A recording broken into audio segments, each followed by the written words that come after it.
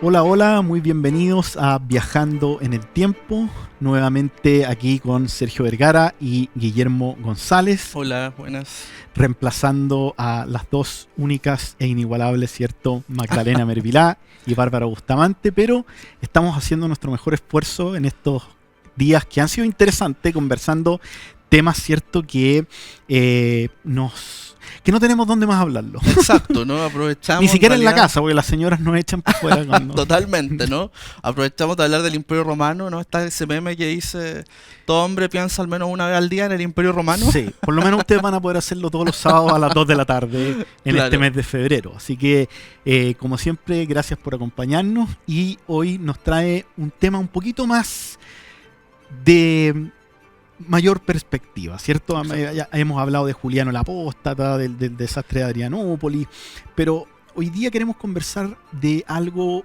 que en historia se denomina como Big History, ¿cierto? Exacto. Que son grandes procesos, cosas que involucran el panorama global, y es esta gran idea con la cual los historiadores romantizamos mucho, que es la República versus el Imperio Romano. O sea, exacto.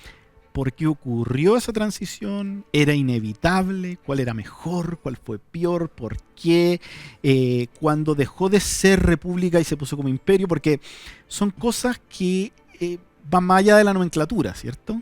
¿Qué es la república? ¿Qué es el imperio? ¿Cuándo nace cada una? Estamos hablando de un proceso particularmente romano, ¿no? Que incluso es muy centralizado, diríamos, a la élite, ¿no? De la ciudad de Roma, en el sentido de que si bien sus conflictos llegan al oriente y al occidente de manera muy evidente, y esto es un escenario mediterráneo, pero estamos hablando también de que podríamos hacer hasta una especie de gran escenario de personajes, ¿no? Que van desde Octaviano hasta Cleopatra, de Pompeyo. O sea, en el fondo es una serie de años también, son alrededor de 3 generaciones que uno podría como unir, ¿no? A este conflicto, pero realmente es un conflicto que fascinó al mundo entero.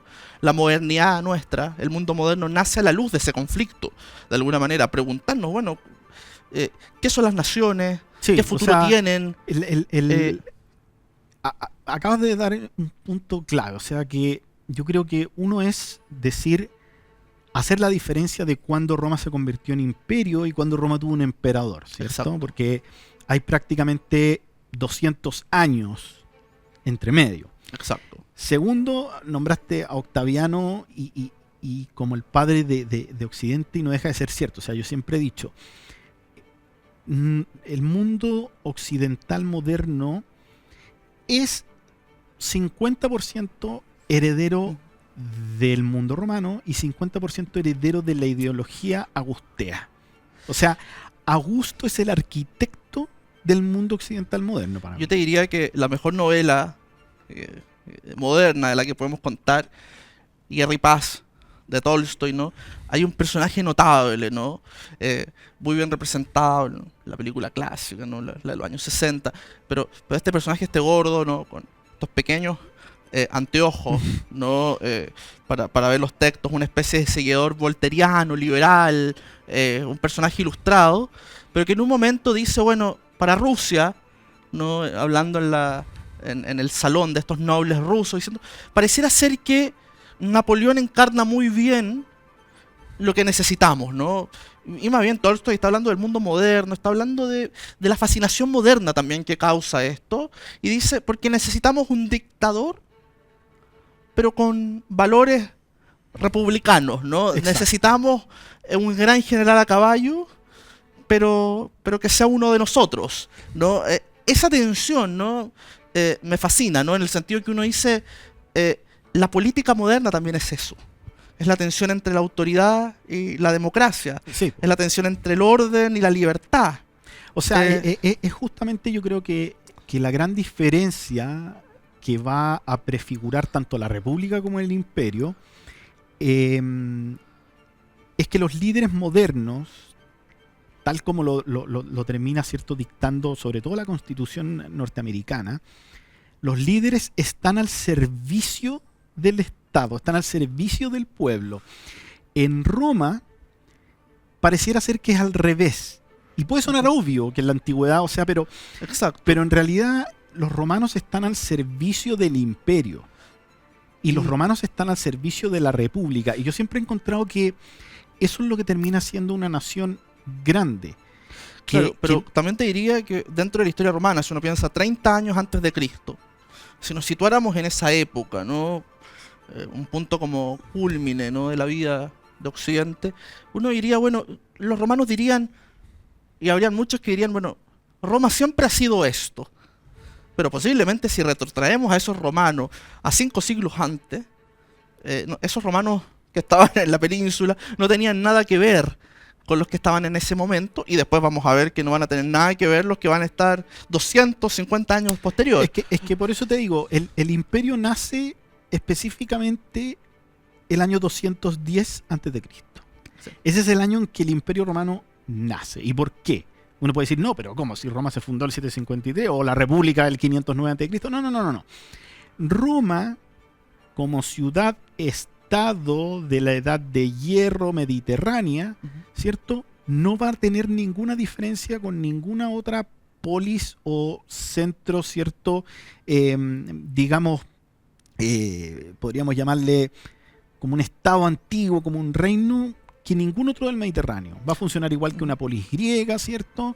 O sea, no van a ser ni los inventores ni de una república, ni de una pseudodemocracia, ni de un sistema imperial. También. Eran más fome. Eran más serios, que también va a ser un gran tema de finales de la República. Bueno, más, que ser romano. Y eran más provincianos. O sea, exacto, si nos vamos a Grecia, por ejemplo, en la época de la batalla de Maratón, 490 a.C., estamos en una Grecia que está prefigurándose en el mundo clásico, ¿cierto? Pero es una Grecia que ya tiene muy claro lo que es, para dónde va.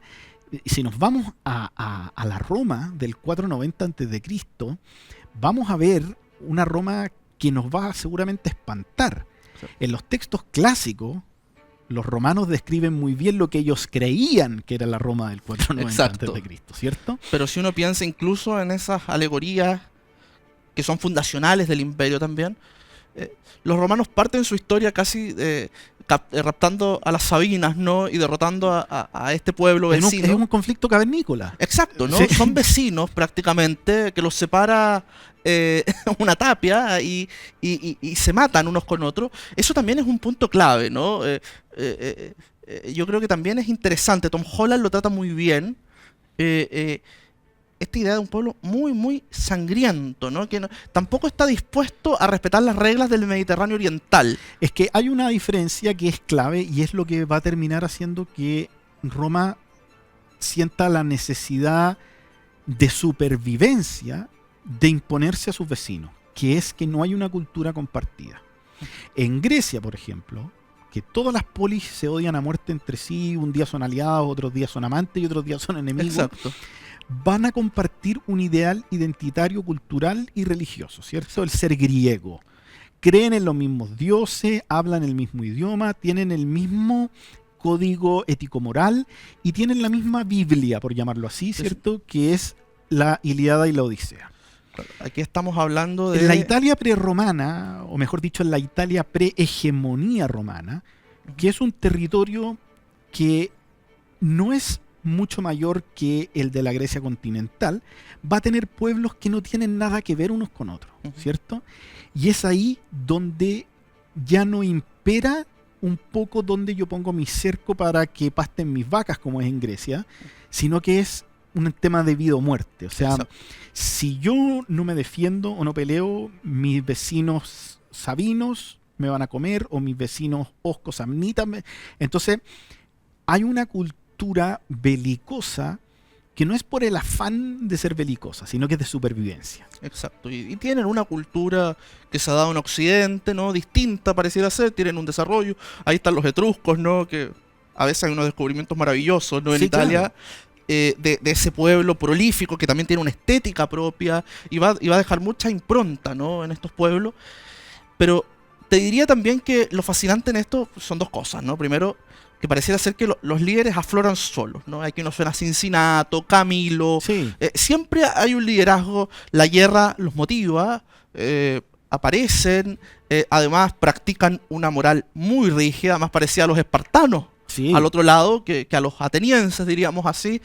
Aquí tenemos el juramento de los Horacios, o sea, son de alguna manera esta idea de morir por Roma. O sea, es que justamente no es un Estado que está impulsado por su pueblo, por su polis, sino que, como bien dices tú, por personajes. Vamos a ver que hasta la época clásica, en Grecia, por ejemplo, son pocos los personajes que destacan.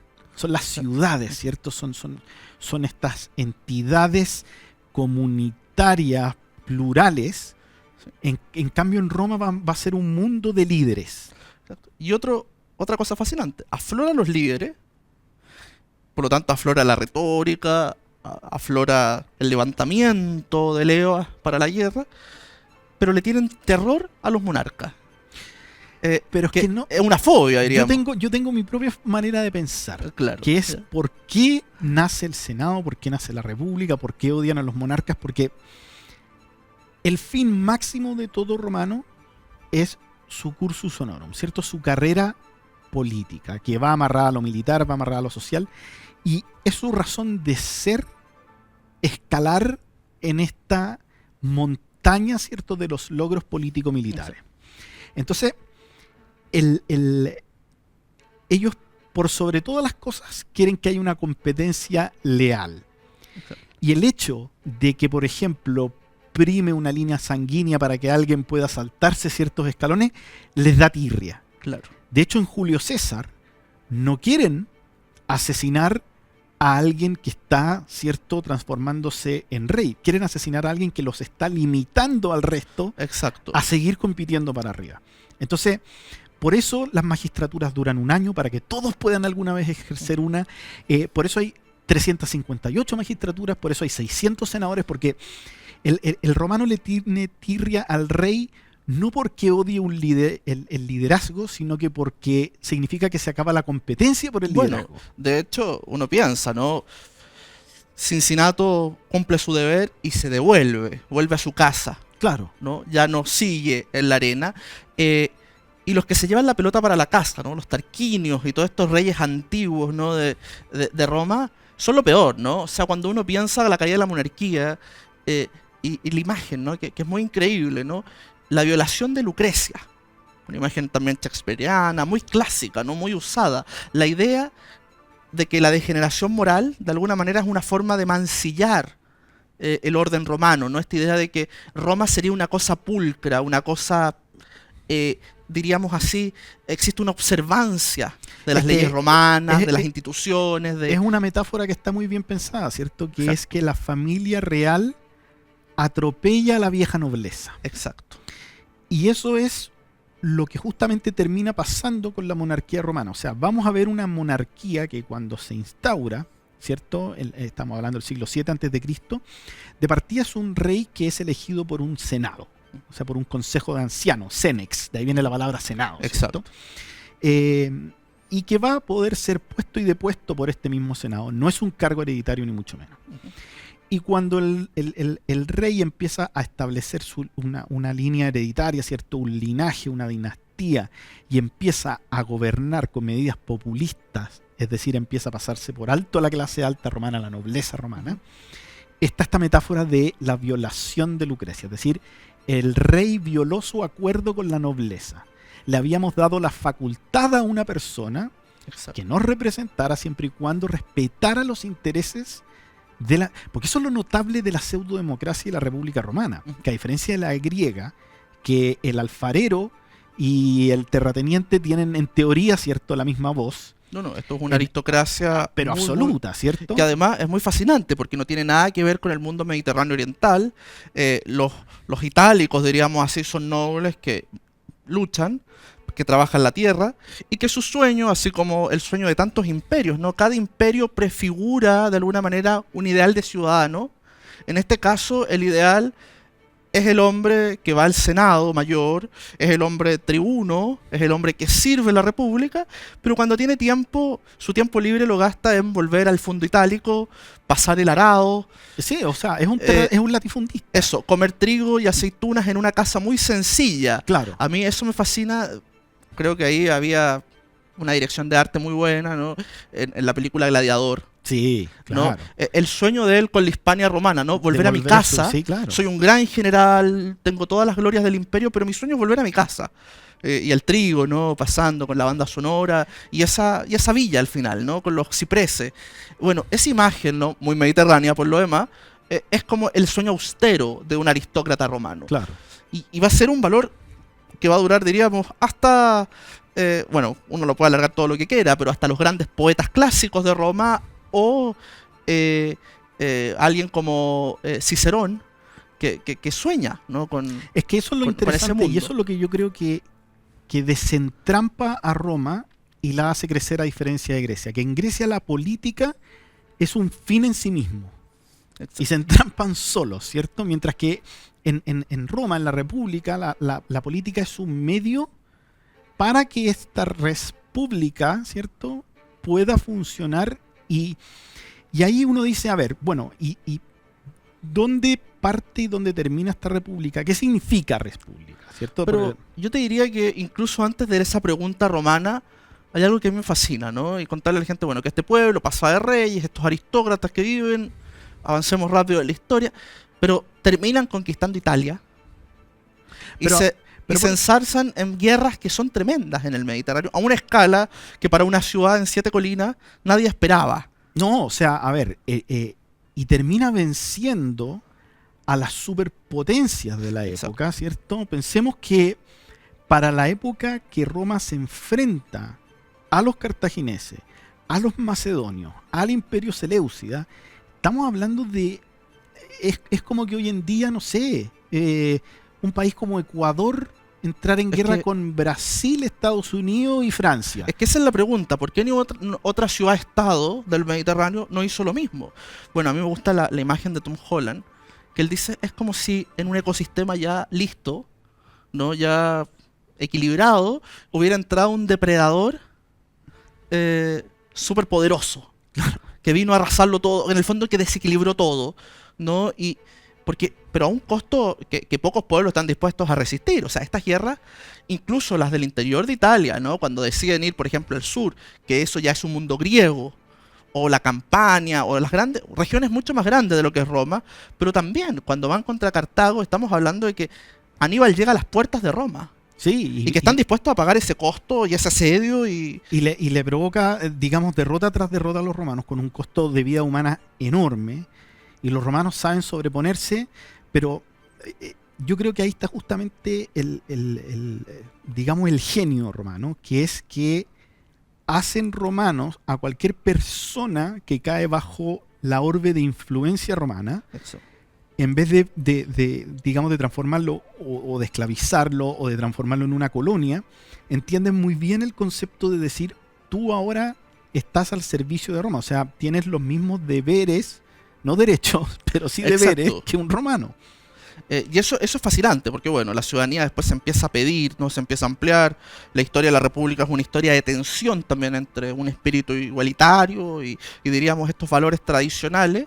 Pero al mismo tiempo, bueno, yo creo que también esta aristocracia es muy igualitaria, en el sentido de que ellos también participan de la vida política, bueno, son gente responsable, diríamos, públicamente. Pero o sea, yo creo que más que igualitaria y responsable, es muy venenosa y se pone el límite entre ellos mismos, porque justamente claro, hay una envidia muy grande, ¿cierto? Claro, hay una competencia gigantesca. Pero me refiero a que aquí estamos muy lejos de un soberano con raigambre teológica, ¿no? Una especie como de teócrata oriental. Esto ya está fuera, ¿no? O sea, cuando comienza el imperio vamos a ver al primero de eso, y para allá es donde te quiero llevar, pero claro, antes de eso vamos a hacer una breve pausa y ya regresamos.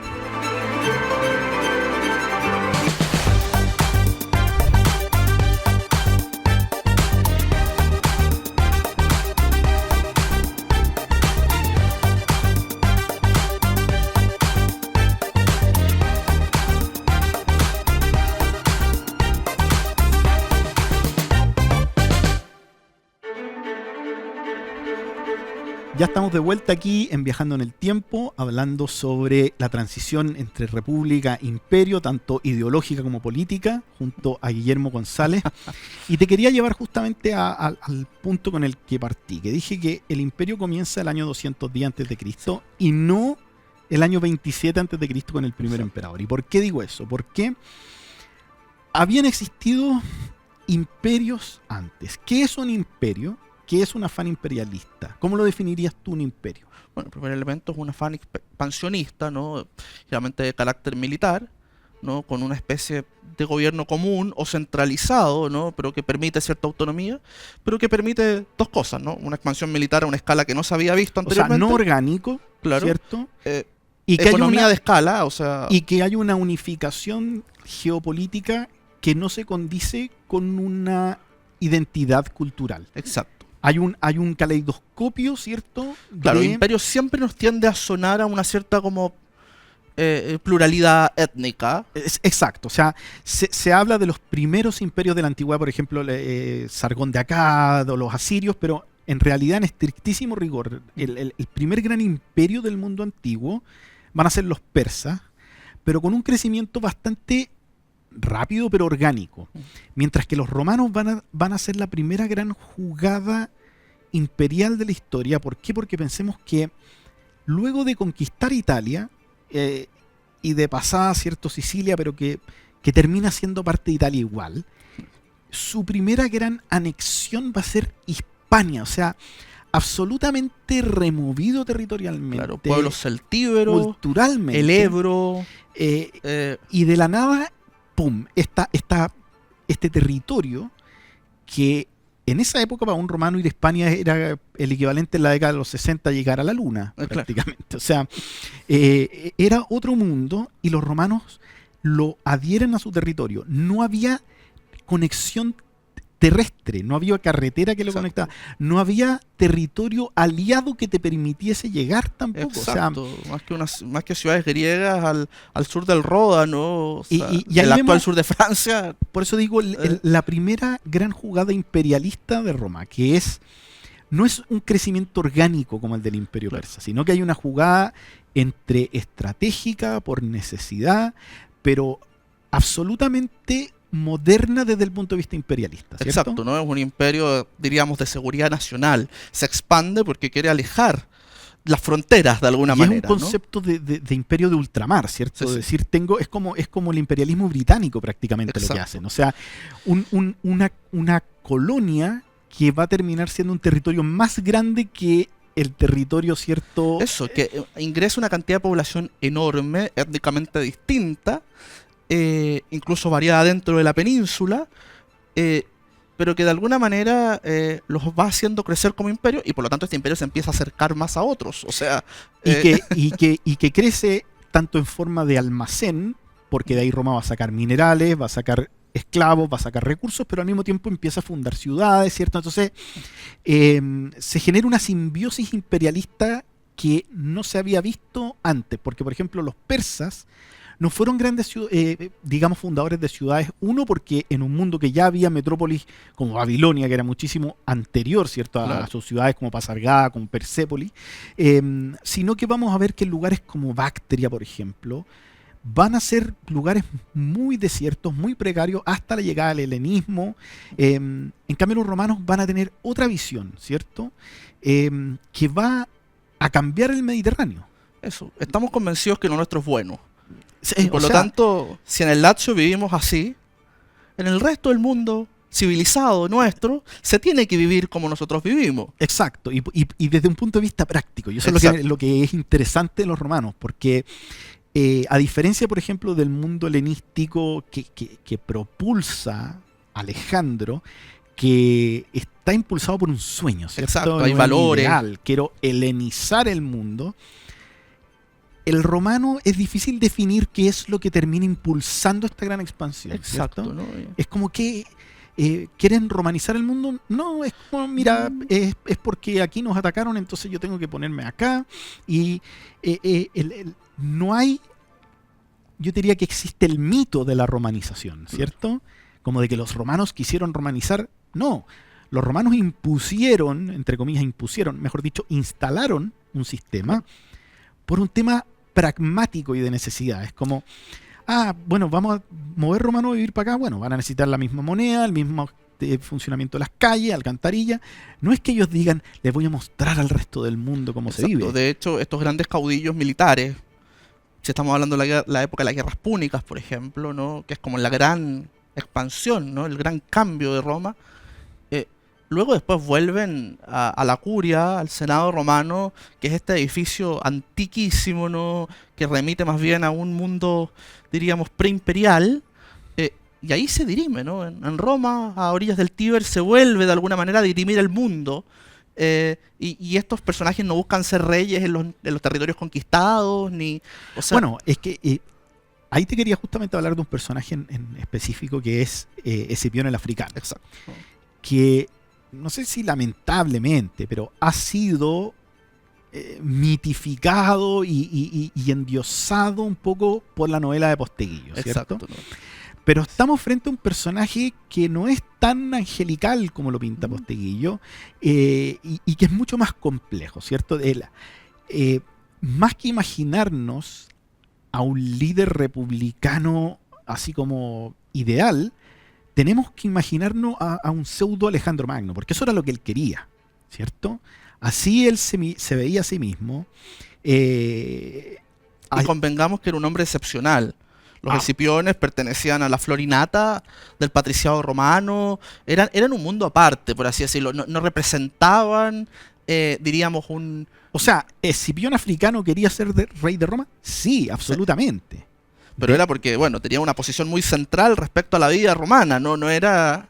Y porque gracias a su liderazgo logró sacar a Roma de una crisis. O sea, es el ejemplo de cómo el poder dictatorial es el que termina salvando constantemente a Roma de estas crisis. O sea, exacto, ¿no? Pensemos, por ejemplo, en un ejemplo que las comparaciones siempre son odiosas, pero en la guerra del Peloponeso, lo que termina haciendo que Atenas, que tenía todo para ganar, ¿cierto?, termine siendo un desastre, pero de proporciones, es justamente la democracia. Exacto, la guerra tiene otros códigos y de alguna manera la guerra es necesaria para la Pax Romana. Y estos hombres lo entienden muy pragmáticamente, ¿no? Y de hecho Escipión es el primero de muchos que va a inaugurar de alguna manera una red una genealogía de caudillos romanos, republicanos. Exacto. Que van a ir moldeando el imperio. Que cuando se pierde, de hecho, ¿cierto? Vamos a venir después, en la época de crisis, que llamémosle después de la Cuarta Guerra Macedónica, es decir, a partir del año 146 a.C. en adelante, Roma pierde estos líderes fuertes, se empieza a repartir el poder entre todos los miembros del Senado, y vamos a entrar en una crisis justamente hasta la aparición de nuevos caudillos como Mario, como Sila. Exacto. Que van a sembrar, ¿cierto?, el primer germen de la ideología imperial, no desde el punto de vista territorial como estamos hablando, sino que desde el punto de vista ideológico. Es decir, el poder, para hacerlo eficiente, no lo podemos repartir, ¿cierto? Y por lo tanto tenemos una república que se enferma constantemente, pero que dentro del sistema romano deben aparecer quienes la van a levantar, ¿no?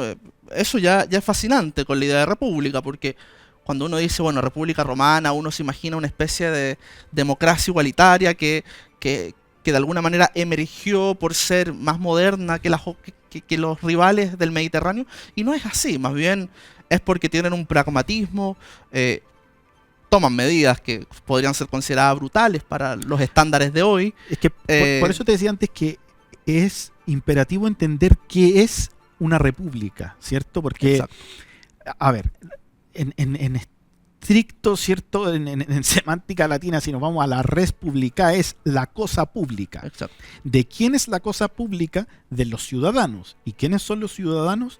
Los que a través de su territorio, riqueza e influencia tienen alguna suerte de control sobre lo que está pasando. Exacto. O sea, bajo el punto de vista romano es, yo no le voy a dar el voto, ¿cierto?, a gente que no tiene nada ni que ganar ni que perder. Desde ese punto de vista, no es un clasismo, no es un esnovismo, no, es pragmatismo. No, y es una especie, diríamos, como de moral más bien vinculada, bueno, a un pueblo guerrero, posiblemente compartían más si pensamos en el mundo griego que hay en esta antigüedad, compartían más valores con los espartanos que con los atenienses. Absolutamente. De hecho, hay muchos escritores, creo, no sé si es Terencio Varrón o otro más, que hablan de un posible origen o influencia justamente de la constitución de Licurgo en Esparta para el origen de Roma. Claro. O sea, vamos a ver cómo este pueblo, que no tiene el mismo origen del mundo griego, ¿cierto? Exacto. Uno siempre dice como, es que los romanos le copiaron todo, son No, herederos. no, eso es una cosa del imperio que después ellos van a inventar un mito, que se van a encadenar con esa historia. O sea, pero el origen de este mundo rural itálico es muy diferente porque ellos nunca van a tener muy definido el concepto de la polis, ¿cierto? Para ellos no va a existir tanto una ciudad-estado que la forma una plebe, un pueblo, ¿cierto? Sino que va a existir un territorio y va a existir un ideal ligado a raíces folclóricas que no tienen que ver con el mundo político. Exacto, ¿no? La familia pareciera ser que es un centro, los clanes, ¿no? Parece que son claves en esto, ¿no? Exacto. Desde el culto doméstico hasta el paterfamilias, ¿no? La patria potestad. Exacto, o sea, la familia, el núcleo familiar es son círculos concéntricos la sociedad romana, claro, ¿cierto? Que va a partir desde la familia, que va a incluir a los esclavos, se va a ampliar a lo que ellos llaman la tribu, ¿cierto? Cuando digo tribu, no es que hayan... Diríamos el clan ampliado, ¿no? Exacto, le podríamos llamar lo que aquí llamamos, por ejemplo, los González Donoso, los Vergara del Valle, te fijas como la familia extendida. Exacto. Después de la tribu, ¿cierto? Vamos a hablar justamente de la agencia, entonces vamos a tener círculos concéntricos que van a terminar formando la sociedad romana y que la política se va a estructurar también de esa manera, no solamente en la forma en que opera, sino que como espejo de eso también, o sea, incluso en la época imperial vamos a tener al emperador, ¿cierto? Como figura, o sea, siempre va a haber un escalafón piramidal que va a tener como estructura este concepto como familiar. Exacto. Es fascinante, ¿no? De hecho, una de las cosas que la gente puede conocer más evidente de este periodo, porque la República es la gran formadora del derecho romano, ¿no? Que es un derecho privado fundamentalmente, y un derecho que nace en medio de las tensiones de la República. Desde las tensiones con, diríamos, los poderes patriarcales, ¿no? Del patriarca, ¿no? Del pater, ¿no? Hasta, y que eso implica problemas como testar, la herencia, sí, el comercio cotidiano, hasta los problemas ya sociales, ¿no? La expansión de la ciudadanía, los castigos por deuda, o, de alguna manera lo que ya es más público, ¿no? Es que bueno, siempre va a ser lo público, porque incluso piensa tú que cuando pasamos de la República al Imperio, nunca vamos a ver tampoco al romano operando de manera singular. Pensemos, por ejemplo, en los reyes orientales helenísticos, sobre todo de Oriente, intentando siempre hacer algún nexo matrimonial, que el hijo de Lisímaco se case con la hija de Ptolomeo y que el perro de Seleuco se vaya a vivir a Macedonia. Los romanos nunca van a establecer, ni siquiera siendo emperadores, que podrían el emperador, por ejemplo, de Roma casarse con la hija del emperador Parto, jamás van a establecer ese tipo de nexo. Exacto, ¿no? Es bien fascinante, ¿no? En cambio, incluso si es que hay nombres dinásticos en Roma, repiten a esos clanes originarios. Y que primero están los Julios, los Claudios, los Escipiones, o sea, y eso incluso es anterior a los sujetos mismos. Claro, pero no responden al poder ni a la influencia, sino que a la tradición. Exacto. Y eso es lo que va a diferenciar a los romanos, que los romanos van a modernizar el mundo mediterráneo a través de la tradición. Porque son prácticos. Exacto. Yo creo que ese es el punto. Y cuando lo dejan de ser, siempre hay alguien que lo recuerda, ¿no? Aquí aparecen figuras como Mario, que son, o Catón, quiero decir, son figuras, o Sila, ¿no? Que en el fondo o equilibran muy bien las tensiones del momento, o toman bando por un partido del momento, o son unas especies de grandes guías morales también de la sociedad. Bueno, yo creo que Sila es un tremendo ejemplo de cómo una persona, porque a ver, pensar que una persona haga lo que haga, sea bueno o malo, está motivado por una sola idea, es pecar de inocente, ¿cierto? Exacto. En historia caemos a veces en esos errores. Exacto, porque nos cae mejor uno que otro. Claro, estaba motivado por un afán patriótico. Desde ya tenemos que decirle al público que Sergio Vergara tiene un póster de Sila en su casa, en su pieza. Así que... Un altar. No, pero a lo que voy yo es que, a ver, Sila estuvo motivado por ambiciones personales, por supuesto. Todo líder político, hasta Mahatma Gandhi. Y que era además algo muy propiciado, diríamos, en la formación de un romano. Además, exacto. Pero de que tenía... Sila padecía, yo creo que era el paciente con la enfermedad romana más evidente del TOC romano, que era la necesidad de ver las cosas en orden. Y independiente de su ambición personal, de su megalomanía, ¿cierto? Y todo, el tipo, en la forma que opera, deja claro que él necesita que las cosas funcionen con la tradición romana. Y el mejor ejemplo quizá es que el tipo predicaba una cosa y actuaba otra. O sea, es decir, él pregonaba que la clase alta romana y la nobleza tenía que liderar, y él se juntaba, ¿cierto?, con actores y con gente de la peor calaña. Exacto. Después de eso asume un poder dictatorial y lo entrega, y se hace llamar a sí mismo dictador con el fin de restaurar la república. O sea, hay una cosa muy curiosa de cómo este tipo dice: yo voy a arreglar esto al precio que sea, me da lo mismo a quien pase a llevar, no tengo ningún escrúpulo, y una vez que esté listo, una vez que el aseo está hecho, me voy. Claro, y el derecho va a imperar, y las leyes, y el orden, pero claro, tiene esa... Lamentablemente sienta un ejemplo para mal, en el sentido de que ahora dicen, entonces cualquier compadre puede agarrar su ejército y marchar contra Roma. Tienen algo de populismo, ¿no? Y pareciera ser que la República empieza a avanzar en ese camino, con una difusión ideológica tremenda, como son prácticos. En el fondo encontramos figuras como, al final, yo te contaba, ¿no?, Cicerón, que es un romántico de lo que sería un modelo conservador de la virtus romana, pero también hay un griego, ¿no?, que a mí me gusta mucho, que es Polibio, gran historiador, ¿no?, y diríamos de Roma, porque él se hace una pregunta que es esencial en esta etapa del mundo mediterráneo. ¿Por qué la República Romana ha establecido el orden en el mundo, mientras que un lugar como Atenas, ¿no?, que de alguna manera el mundo de las ideas, ¿no?, ahí está la Academia de Platón, ahí está en el Liceo de Aristóteles, ahí están las mejores mentes, ahí está todo lo que ha encandilado al mundo, no ha logrado unificar? ¿Qué tiene Roma que no tienen los demás, en el fondo? Y que no lo hace por medio de la tiranía, diríamos así, persa, y la gran respuesta, bueno, de él dice que los romanos son capaces de un equilibrio. Está diciendo son prácticos. Dice, toman lo mejor de la aristocracia, pero toman elementos de la monarquía, toman elementos, diríamos, de la democracia. No, y además que para mí Roma es como una empresa. Como que hay un equilibrio, ¿cierto?, entre recursos humanos y finanzas. Grecia es un laboratorio de filosofías políticas. Exacto. Pero más allá de eso... o sea, es como como lo que dicen como el general de biblioteca. Es que está lleno de teorías, pero a la hora de pasar a la acción se pisa la cola. Y pensemos en los imperios, ¿no? O sea, el imperio británico, ¿qué hubiera sido sin esos verdaderos piratas que eran los miembros de las compañías de India? Exacto. ¿No? Que fueron a expoliar la India, ¿no? O qué hubiera sido del imperio español si no fuera por estos hombres, porque los que se embarcaban no eran los teólogos de Salamanca o los reyes de Toledo, sino que eran hombres de Extremadura que partían en una carabela.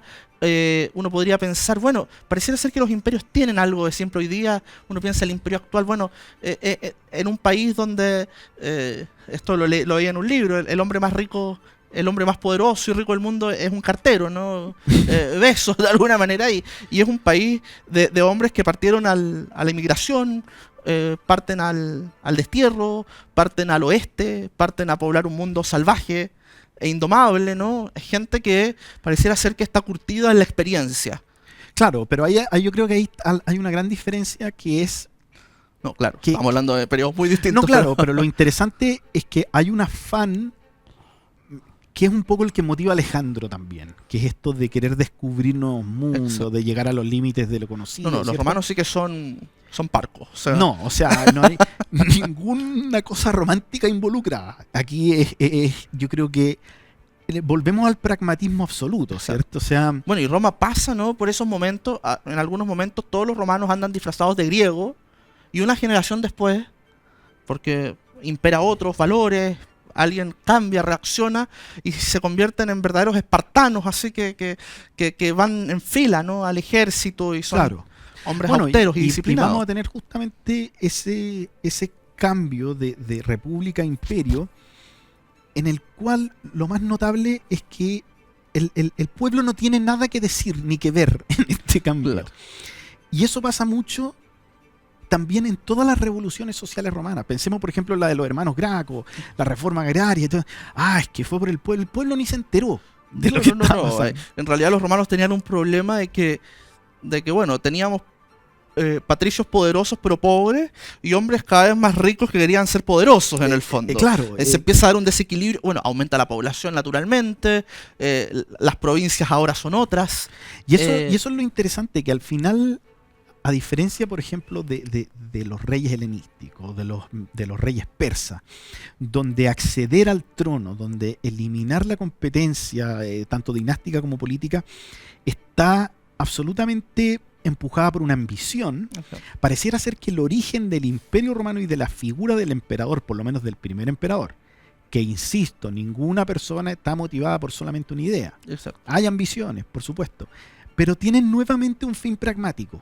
Bueno, de hecho ninguno de estos personajes creo que en persona nos caería simpático así a priori, en el sentido de que está lleno de estos programas que te muestran que 10 emperadores romanos eran sociópatas o tal podía haber sido un potencial asesino en serie. Bueno, que claro, estamos hablando también que es un mundo que diríamos es anterior a un código valórico, pero y además que dentro del mundo oriental, ¿no? Si me permite, un patricio romano en momentos de helenización de Roma era experto en la poética de Aristóteles, pero jamás leyó la política, en el sentido de que la política era algo que venía de Italia misma y que venía de las entrañas de la tierra, o sea, de la historia misma, de la sangre de Rómulo y Remo, o sea, ahí estaba el origen político de ello. Está exactamente. Bueno, nos vamos a ir a una breve pausa y ya regresamos.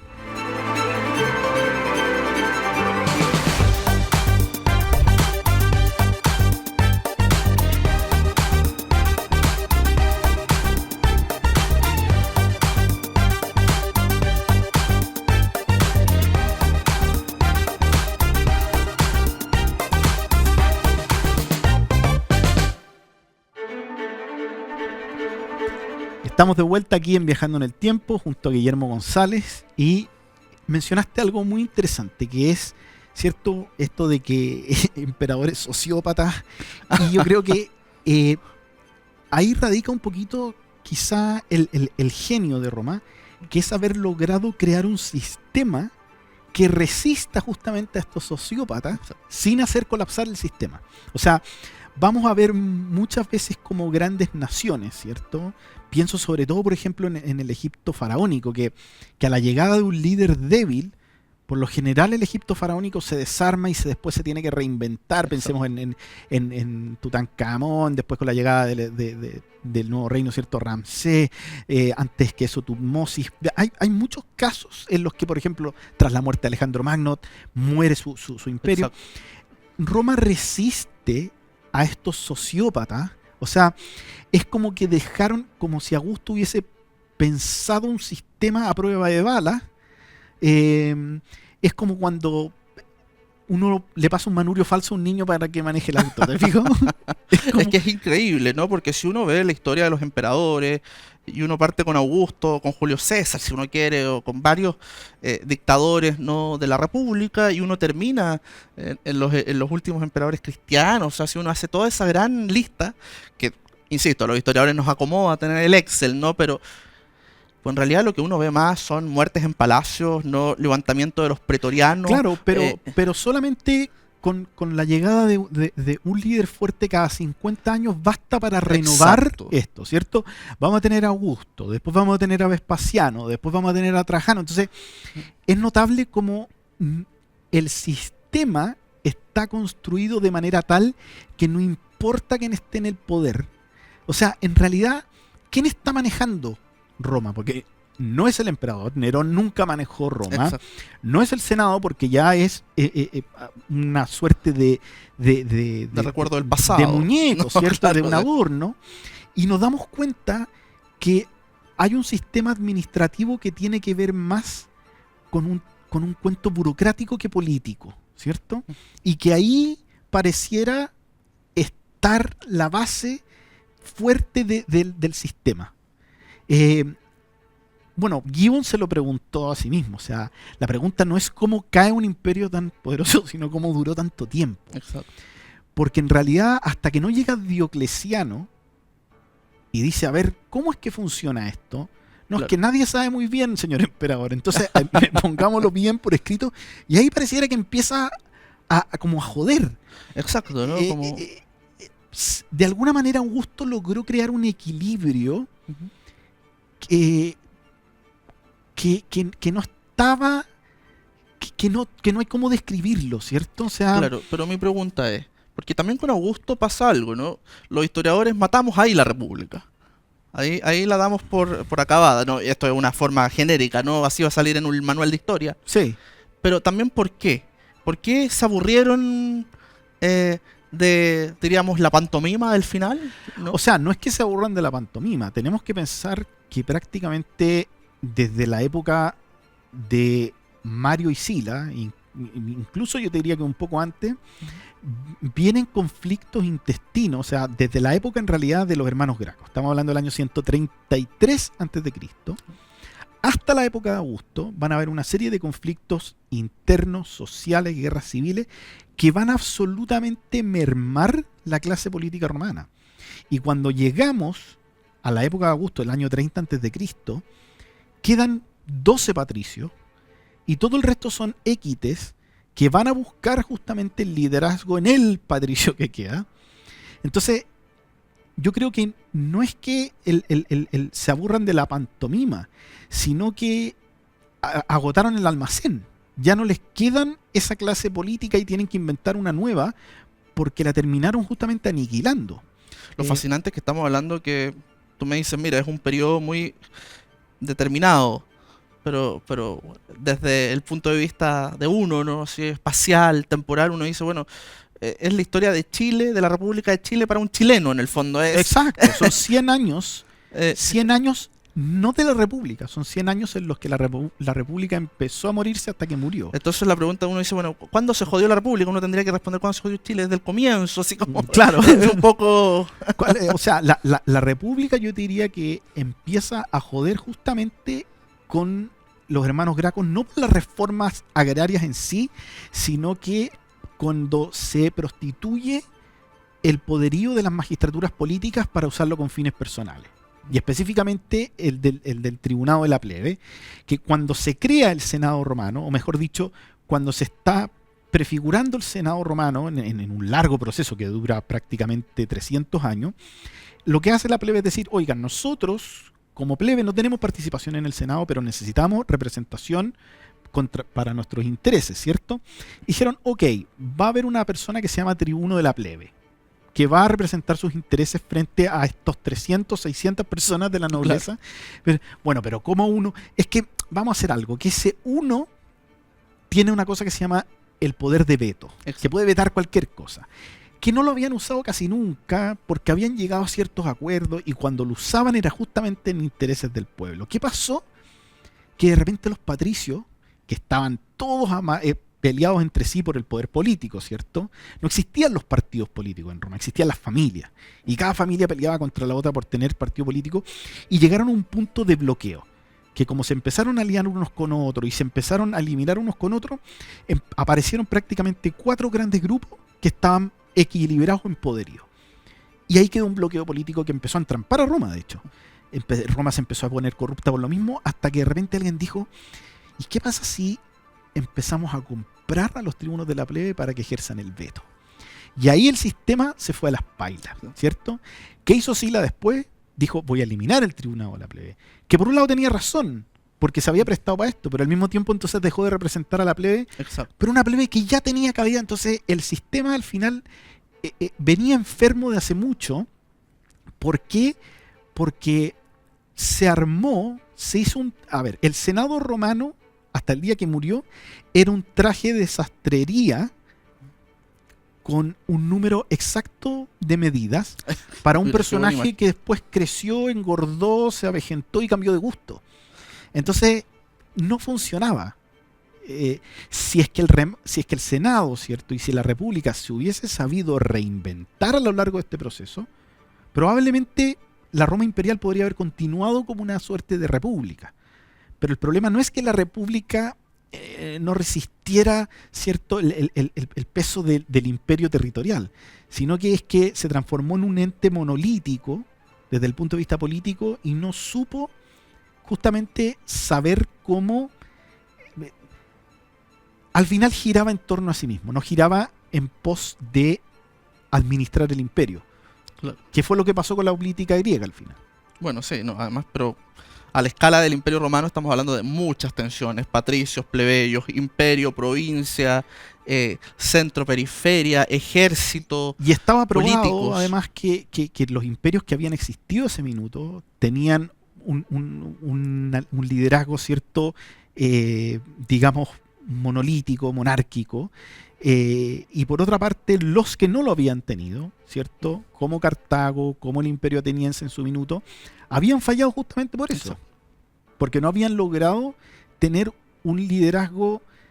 Si aquí el problema no era que el liderazgo fuera compartido o no, era que no estaba alineado si es que estaba compartido. Y ese era el punto. Eso era lo que falla al final. Oye, y yo tengo una duda, y creo que tú me puedes ayudar, porque tú eres una persona que ha visitado mucho, diríamos, los modelos políticos que se experimentaron durante la República, ¿no? Que Sila parece el personaje más interesante. Creo que ahora hay una novela que salió, una novela histórica, que viene como a pelear con las posturas de Posteguillo, ¿no? En la novela de César, que un poco hay que presentar todo este escenario, porque César no es algo sui generis, ¿no? No nace ex nihilo, sino que pareciera ser que incluso su emprendimiento con estos tres que arman, ¿no?, el escenario político de Roma en su momento, eso ya era una práctica común, ¿no? Era esperable que quien pudiera hacerlo lo hiciera. Pero ¿por qué Augusto, ¿no?, este joven Octaviano, que ve la muerte de su tío, abuelo César, termina siendo la persona que encarna el imperio? ¿Fue suerte? ¿Era la circunstancia? ¿Estaba él y no estaba otro como Pompeyo? ¿O...? Esa es la pregunta, justamente para empezar a explorar al personaje, yo te diría que más fascinante y complejo de la antigüedad. Menos aventurero quizá que Alejandro, menos loco que Nerón, ¿cierto? Menos, no sé, espiritual que Jesucristo. Pero sí, como te digo yo, el arquitecto del mundo moderno. Así que te dejo invitado justamente el próximo capítulo para que exploremos la figura de Augusto. Porque la voy a cobrar. Sí, no, de todas maneras, así que lo dejamos anotado: Augusto, Octaviano y la creación del mundo moderno, ¿cierto? Así que muchas gracias como siempre, Guillermo. No, gracias a y ustedes. Gracias a todos ustedes por acompañarnos en esta tarde de día sábado.